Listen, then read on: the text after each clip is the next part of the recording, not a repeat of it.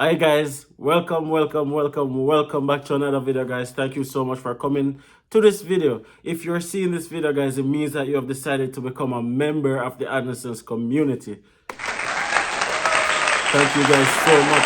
Now this is the first members only video that's been done on this channel guys. So this is premium content for you guys.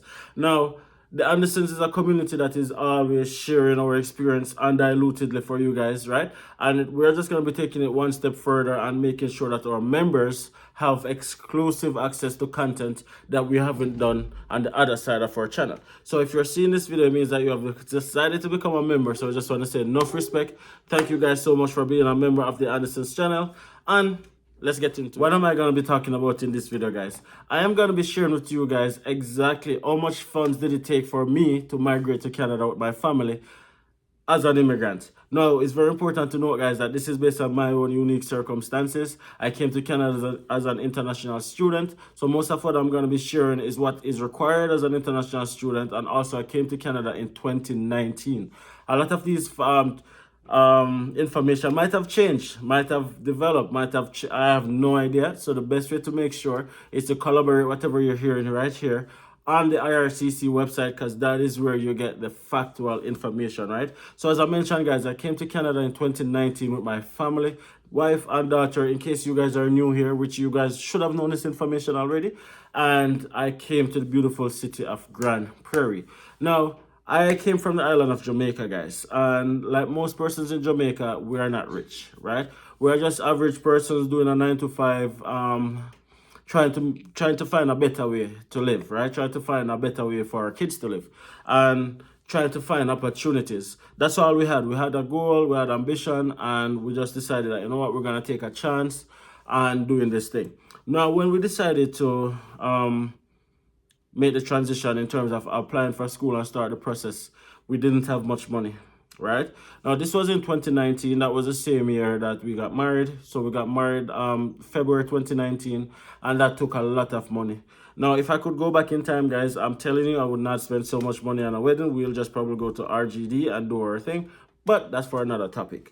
Now, we had our wedding. It was very, very expensive. And then directly after our wedding, we decided that we're going to try and make a big life decision to move to Canada. Now, I say that to say that we didn't have any money saved up as yet. We we were earning average income like most persons. We weren't earning like a lot of money. It was just standard income. At the time I was a credit officer, I was earning like roughly like, I don't want to tell you a lie, it was a commission job. So on average I was taking home like 130,000 Jamaican dollars per month, 150,000 as if I had a really good month. Now, from that $150,000, of course, that's not a lot of money for the month. That's only like 1,500 Canadian dollars or 1,300 Canadian dollars for the entire month. So that's not a whole lot of money. But in Jamaica, that's probably a lot more than a lot of persons was earning. But we had to pay rent, we had to pay car payment, we had to pay different things, right? So when I check it out, we didn't really have much remaining. Nats was earning minimum wage as well. So we barely had anything much saved in the bank. So we decided that we're going to start this journey, and we didn't have much money. That's the very first thing for you guys to identify, that, you know what, even though it takes money, all you need to do is start, right? All you need to do is to start the mission, start the journey, and then definitely everything will fall into line. Now, we decided now that we're going to do the process. So what we started to do was we started to look up different ways that we could get the money. And before we did that, we started to look on what we would need in terms of how much money would we need. Now, at the time, IRCC mentioned that all you needed was 10,000 living expenses money for the main applicant, and then $4,000 if you have a spouse, and then $3,000 for kids. That was the requirement back in 2019. Now, it also was very important for us to show that we were able to cover the first year's tuition, because ultimately there's a lot of persons who apply for a study permit and then don't go to school. So a way to show the IRCC that you are a legitimate student was to pay our entire year's tuition. So we did the math, and we decided that we needed close to 2 million Jamaican dollars. Bearing in mind that at this point we had no idea how we were going to get that money. We don't know where that money would have came from. We didn't have it saved or anything like that. So we began by starting one step at a time. So I remember we applied for school and we had to pay $250 for the application fee. And guys, it sounds like a little bit of money now because we're in Canada. And $250 is just $250. But in Jamaica, $250 is like 20,000, 25,000 something. At the time, it was like 20,000 something, guys.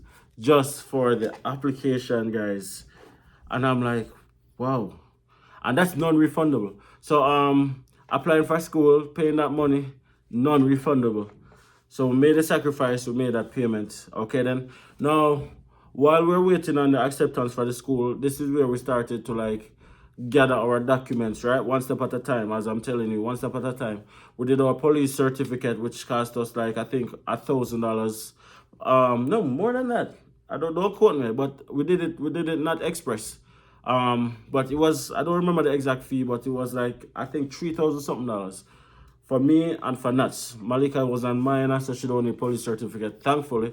So we had to spend that money. We got the police certificate. We applied for our job letter, our pay slips and stuff like that.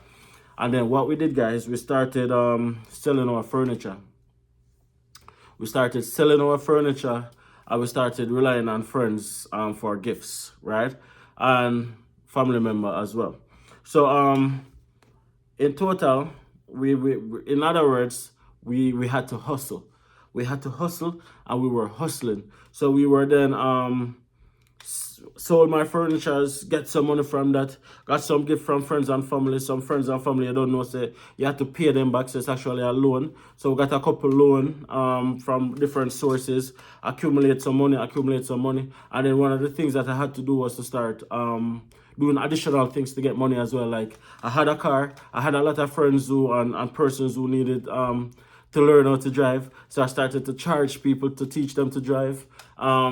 They pay me a little change here, they pay me a little change there, and everything was just going into the kitty. If you are one of those persons who paid me to learn to drive, thank you guys so much. You definitely contributed to the dream. So we had to do a lot of those stuff. Like I was even lending money at interest, collecting back a little bit of interest here and there, doing just a whole lot of stuff just to get some extra money, to finance or to fund this dream. Now, with all things considered, now remember that the process takes money as well. So as money is coming in, money is going out. Like for example, when I got accepted from my acceptance letter from the school, it was now time to pay my when I got accepted from the school. In order to get my letter of acceptance, I had to pay my tuition deposit, which was $2,500 at the time, which is 2,500 Canadian, which is roughly 250,000 Jamaican dollars. Yeah, which is roughly 250,000 Jamaican dollars, just in order to get the letter of acceptance that I needed to apply for the study permit. So I remember we made a sacrifice and we paid the tuition deposit, and then we got our letter of acceptance. Now, that tuition deposit that we paid, guys, the only way we'll get that back is if we were refused the visa. Right? So if it is that you don't apply for the visa, or if it is that you were approved for the visa, you don't get back that money. However, that money is then subtracted from your overall tuition for the year. So say for example, if the tuition was $10,000 at the time, $2,500, you would have only had $7,500 remaining to pay. So that was good. But we paid the $250,000 in addition to the application fee, in addition to all of the knickknacks here and there. So as funds is coming in, funds is going out. That's what I meant when I said that we took it one step at a time. So we had done all of that now, guys. So now it's time to actually start the application process. Now, the application process, guys, you need to show IRCC that you have the $10,000 that I was telling you guys about, in addition to the school fee and stuff like that. So what I had to do, guys, I ended up getting my bank statement. I ended up getting my bank statement printed out with all the money that I had in it. And then after I did that, then I paid the school fee, right? Then after paying the school fee, guys, I got the tuition payment receipt and I attached that to my study permit application. So in a nutshell, what I'm saying, guys, is that the printout that I got the printout. They saw that I had enough money to cover the school fee, living expenses and stuff like that. And then I actually made the payment for the school fee. Now, there's so much hustling that you can do, right? So now school fee has been paid, right? School fee has been paid. Um, Documents, everything has been paid, and whatever should be paid for is paid for. And then actual application fee is now paid. Now, the process that I had to go through to apply for this student visa, it wasn't online that I did it because this was pre-COVID. We could have actually done the paper-based, so I actually did the paper-based version, which means that I had to go to the VAC center with one big thick pile of paper. Myself, I applied first for my visa first, and then after I got approved, I applied for my family. So I had to go to the VAC center, and then we made the application fee payment there, and then everything was done there. Little bit costing here and there because of course you need a passport size photo, you need little knickknacks here and there. All of that now is done. Study permit is submitted. Now, that was May of 2019 when that study permit was submitted. And then we started the dream probably late February, early March in terms of acquiring money, saving and stuff like that towards the dream. Then, while waiting on my application, of course, we don't have much furniture in the house. We don't have much things because everything was already sold. And then the money now is trickling down, trickling down, trickling down. And there's just so much hustling you can do, right? So you can't do any more hustling. So we weren't able to acquire much more funds than what we needed. Luckily, I was approved. Thank you, Father. I was approved because if I was denied, guys, I wouldn't have any furniture. I wouldn't have anything because it was like a big risk we took in order to make this dream a possibility. Now, guys, time for the work permit application. Of course, Nats would have had all our documents already. What we used the very same bank statement that I used for my study permit because the money was trickling down, so we couldn't get a new bank statement. So we used the bank statement that we had used on my study permit. Luckily, it didn't expire. Luckily, it was still in the time bound, and luckily, it was also accepted. Now, we paid the application fees and all of that. Waiting on Nat's approval now. Then, at the time, Malika became 2 in the July. So Nat submitted our work permit application in July of 2019. Malika just became 2 years old, which means that now it's time for her to pay full fare in the airline, guys. So at the time, it was like, it's so expensive to come to where we're at. It was like almost 100,000 Jamaican dollars for one way, right? And because we were booking in close proximity to when we were planning to leave. So now we're looking in August, and we're looking to leave at the end of August, beginning of September. So of course the fees are gonna be exuberant. So then I had to pay for plane ticket for myself, plane ticket for Nuts, plane ticket for Malika, and also plane ticket for Nat's mom, who had a Canadian visa already, and we decided that we're gonna pay for a ticket for her to just come and probably give us some support with Malika, as it is that we are new and we want to be able to transition and stuff like that. So we had to pay 4 plane fare, guys. So obviously that put a big dent into the kitty. Now the plan that I had, guys, the plan A that I had was to sell my car in order to get the additional money that was needed to make our transition a lot easier, right? Because we were saying that if we can have at least 5,000 Canadian dollars at minimum, that would have been enough, because we're not going to eat much. And even though we have never been to Canada, we had a fair understanding, a fair idea of what it is that we wanted to accomplish. Now, probably a week and a half, 2 weeks before actually scheduling to leave Jamaica, car was already put up for sale, all of them stuff here, trying to get a buyer for the car. Woke up one morning, car was stolen.